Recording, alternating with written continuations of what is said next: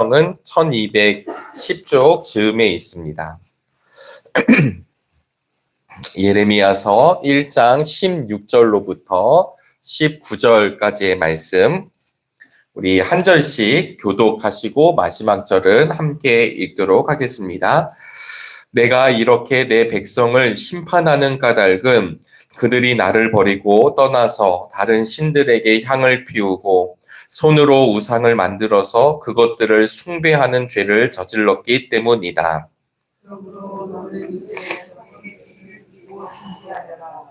일어나거라. 내가 너희에게 명하는 그 말을 그들에게 전하여라. 너는 그들을 두려워하지 말아라. 내가 그들을 두려워하며 오히려 내가 너를 그들 앞에서 무서워 떨게 하리라.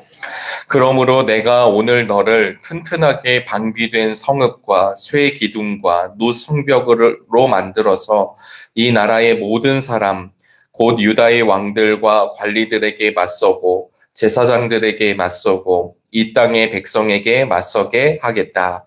그들이 너에게 맞서서 덤벼들겠지만 너를 이기지는 못할 것이다. 내가 너를 보호하려고 너와 함께 있기 때문이다. 나 주의 말이다. 아멘.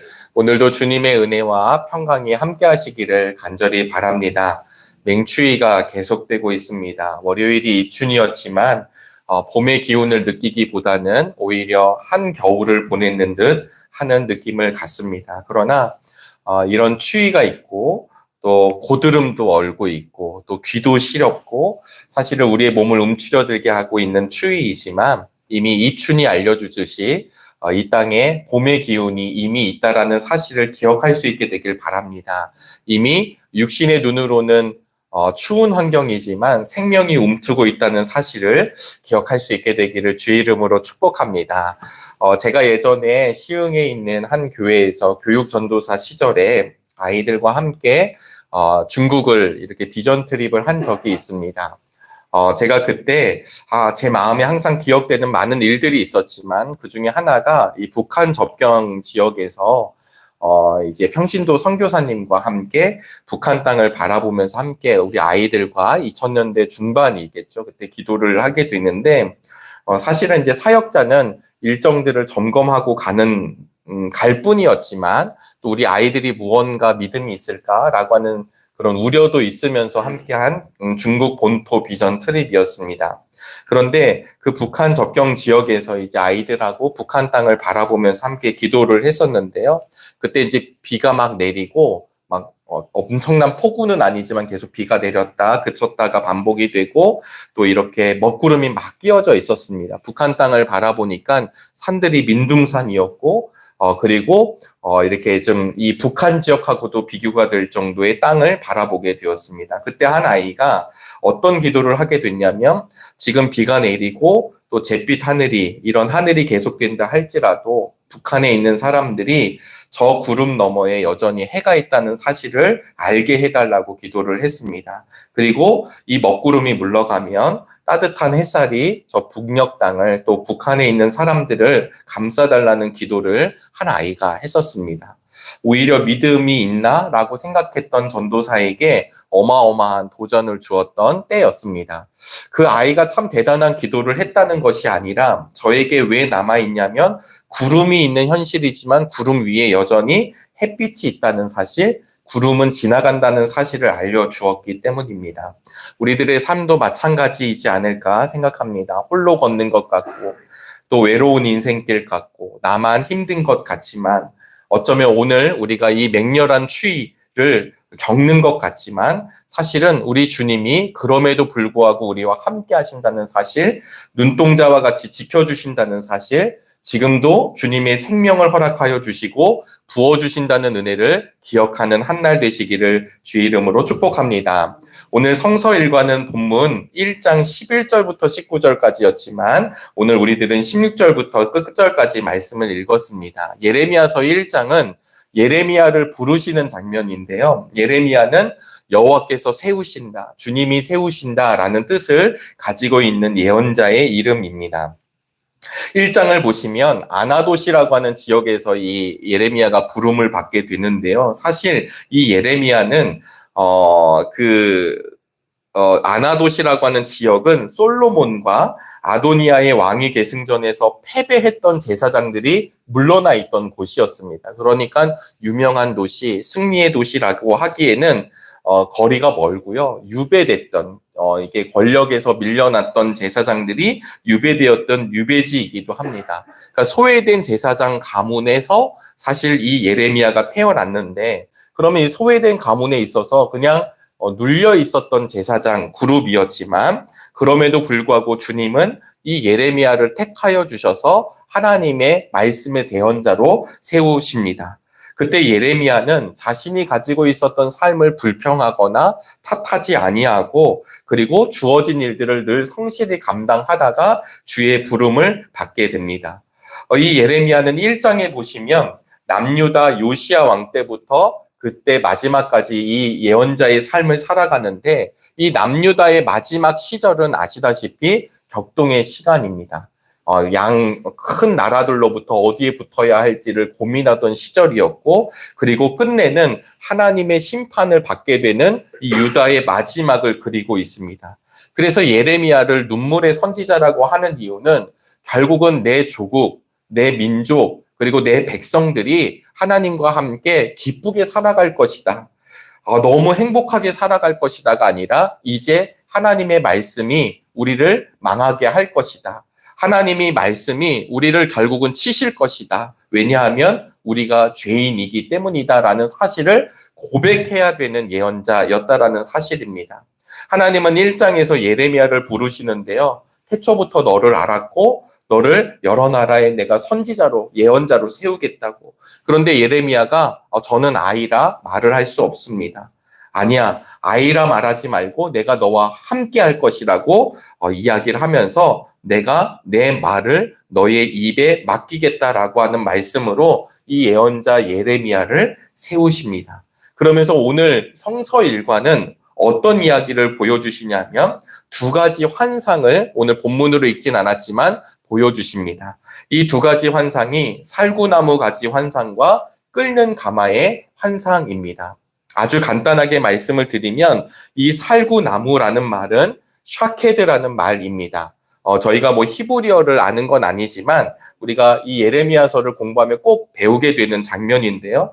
이 샤케드라는 말은 살구나무라는 뜻인데 그 안의 뜻은 성급하다라는 뜻이 있습니다. 그러니까 살구나무는 곧 성급한 나무입니다.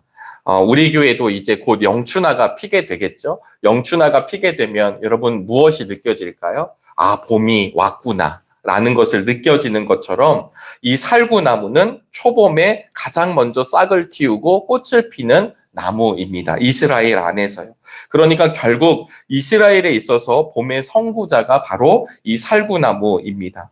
이 살구나무 꽃이 피면 이제 다음 나무들도 꽃을 차례대로 피우게 될 것, 봄이 가까이 왔다는 것을 알려주는 것이죠. 그래서 성급하다라는 뜻도 있고 봄이 왔다라는 걸 알려주기 때문에 깨어있다라는 뜻도 있습니다. 그런데 이 샤케드라는 말과 함께 1장에 보시면 우리 주님이 너 무엇을 보았니? 나는 너를 본다. 이런 본다라는 표현을 쓰시는데 이 본다라는 말이 쇼케드입니다.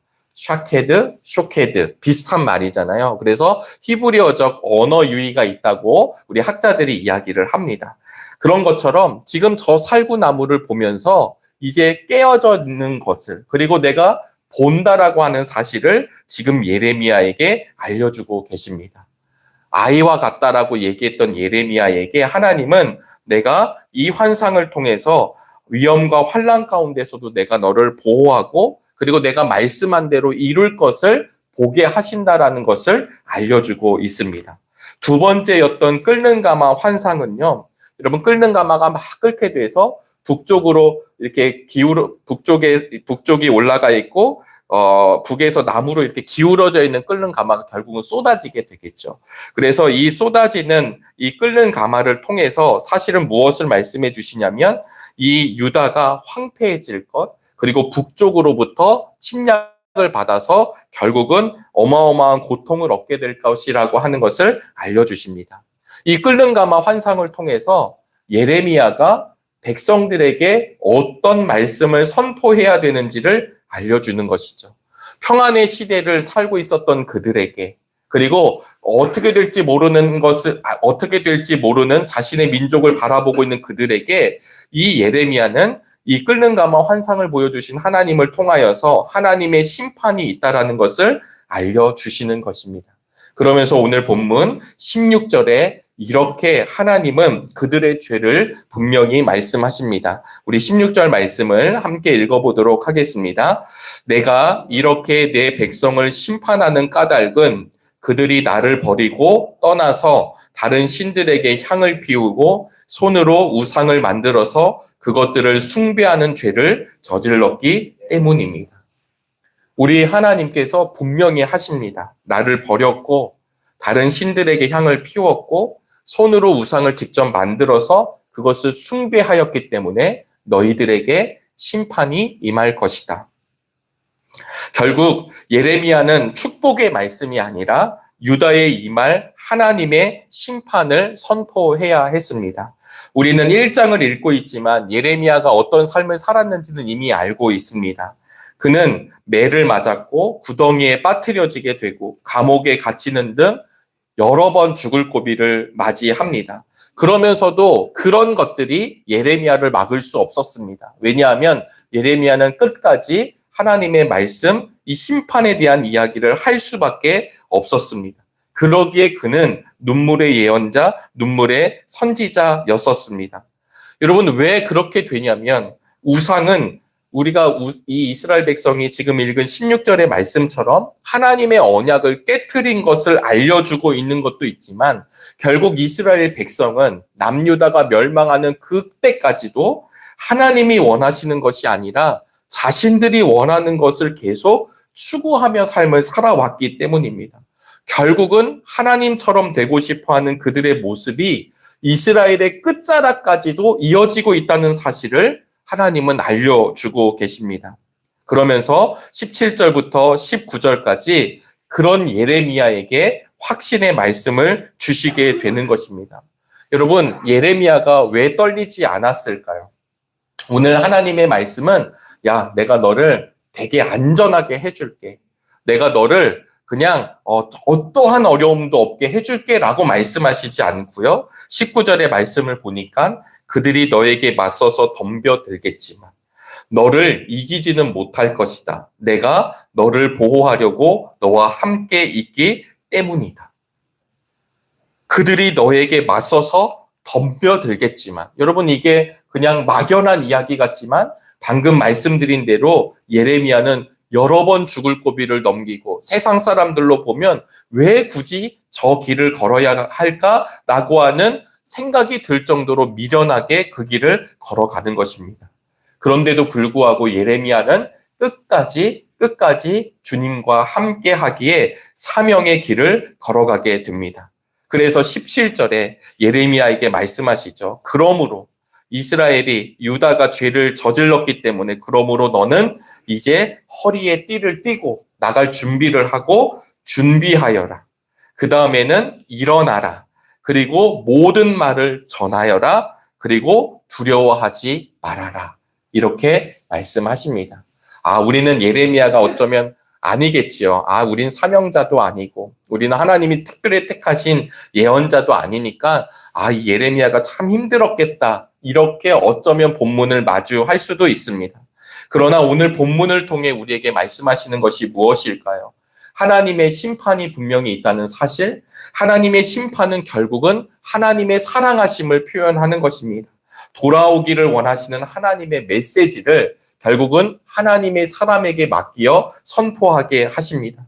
그러나 그 하나님의 메시지를 선포하고 드러내는 이에게 너 홀로 감당하라고 하지 아니하시고 내가 너를 안다. 내가 너와 함께 하겠다. 그리고 내가 너를 붙들겠다라고 하는 하나님의 약속의 말씀이 오늘 본문을 통해 말씀해 주고 있습니다. 그래서 오늘 본문 18절에서는 내가 오늘 너를 튼튼하게 방비된 성읍과 쇠기둥과 놋 성벽으로 만들어서 이 나라의 모든 사람, 곧 유다의 왕들과 관리들에게 맞서고 제사장들에게 맞서고 이 땅의 백성에게 맞서게 하겠다.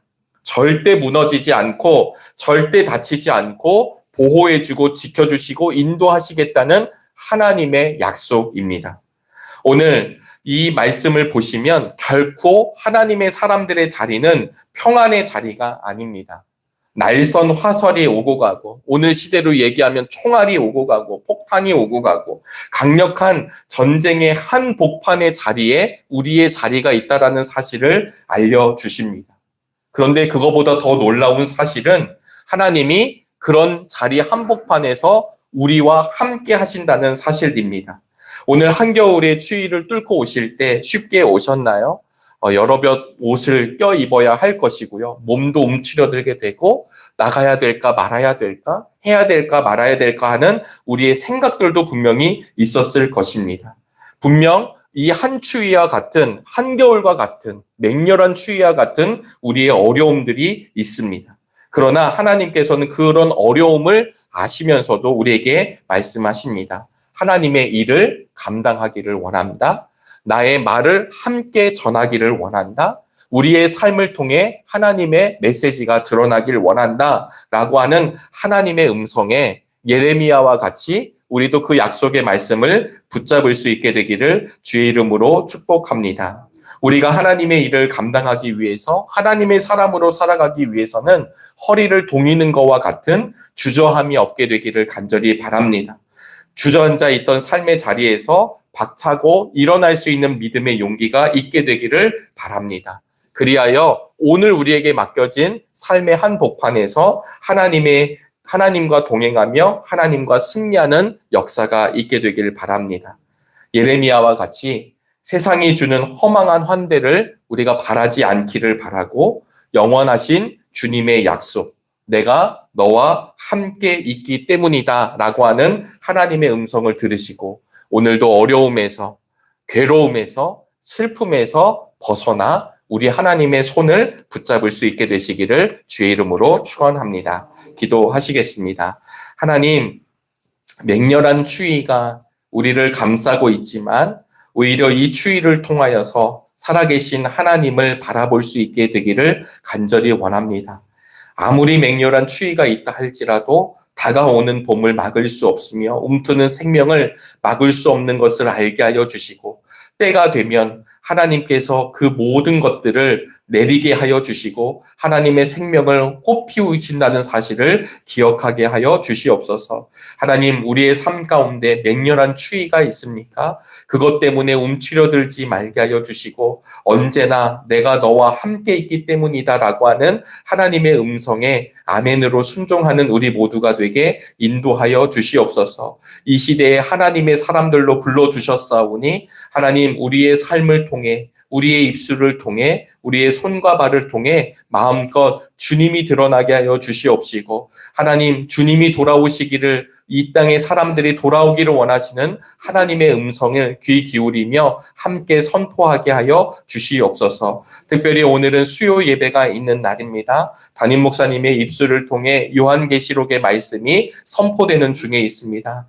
하나님, 시대를 구별할 수 있는 믿음을 우리에게 허락하여 주시옵소서. 분별할 수 있는 믿음을 허락하여 주시옵소서. 그리하여 계시록에 있는 말씀을 우리의 가슴에 오롯이 새기게 하여 주시옵시고, 하늘의 뜻이 무엇인지를 알게 하여 주시며 하나님의 말씀 앞에 순종하는 믿음의 정능의 교우들이 되도록 축복하여 주시옵소서. 특별히 우리 정능의 교우들 가운데 환우들이 계십니다. 수술을 앞둔 성도님들이 계시고, 하나님, 이제 회복하며 병원에 계신 우리 환우들 계십니다. 외롭지 않게 하여 주시고 두렵지 않게 하여 주시고, 우리 하나님이 언제나 치료하시며 함께 하신다는 놀라운 사실을 기억하는 믿음의 시간이 되도록 축복하여 주시옵소서. 특별히 정릉교회가 기도가 멈추지 않게 하여 주시고, 어려운 이웃들과 환우들, 그리고 이 나라와 민족과 시대와 열방을 위하여서 언제나 깨어 기도하는 믿음의 성도들로 채워지게 하여 주시옵소서. 하나님, 오늘 우리의 기도 제목이 있습니다. 하늘의 문을 열어주시고 응답으로 더하여 주시며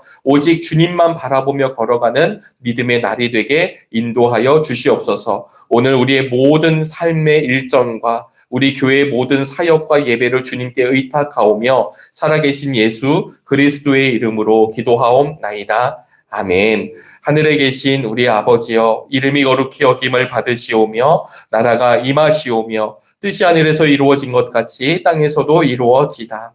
오늘 우리에게 일용할 양식을 주시옵고 우리가 우리에게 죄 지은 자를 사하여 준 것 같이 우리의 죄를 사하여 주시옵고 우리를 시험에 들게 하지 마시옵고 다만 악에서 구하시옵소서. 나라와 권세와 영광이 아버지께 영원히 있사옵나이다. 아멘.